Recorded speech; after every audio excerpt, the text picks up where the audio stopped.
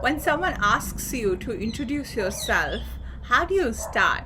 For most of us, it's about my name is so and so, this is where I work, this is my job profile is, this is who I have at home. Therefore, as a societal introduction, what comes through is my name and the roles that I'm playing in life. And a lot of times, roles, though defining us, making us who we are, also begin to confine us. Well, let's get into a little more detail here. When I say that my name is just Bhatia, with the name just, I may be having some connotation, some interpretation, or some emotions attached to it. Like, for example, my name is Preeti, which is what they call me at home, my nickname. Now, whenever I'm called that name, I feel a certain sense of love. I feel a certain sense of belongingness. I feel the kid inside of me being fully alive. On the other side, when people call me by my surname, Bhatia, which is what most of the people did when I was in school, it brought about that responsible, serious, philosophical kid who wanted to get everything right.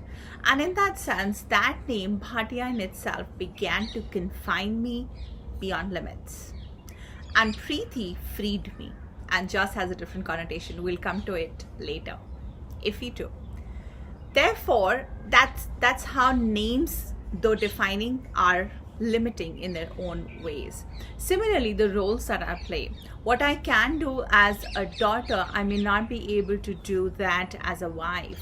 And what I bring into the organization as a corporate leader or a CEO, that is not the same thing that I do as a guy who would like to go for adventures.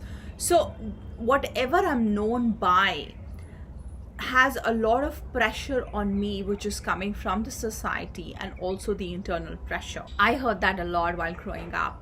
Remember, responsible being, oh, you are so responsible, how could you behave so carelessly? Because people considered me responsible, I was supposed to behave in a certain way, which became a part of my identity. Similarly, other things, if you're working in a company where there is a management and the leadership team, which part do you belong to? Who identifies you as what? Are you considered as a friend of the union, or are you considered as an enemy? Are you considered as a competitor or somebody who would want to put down the union? In all the relationships that we are playing in our life, there are roles that limit us. There are roles that are defining us for the ease of purpose, and hence creating a boundary around us. If you look at identity in itself is very deep rooted. It is cultural, it is inherited, it is given, it is formed, it is created, and yes, a part of it gets modified as well. And we evolve as we evolve our identity, which is the sense of who I am evolves as well. If I've confused you, congratulations. If you're clear, wonderful.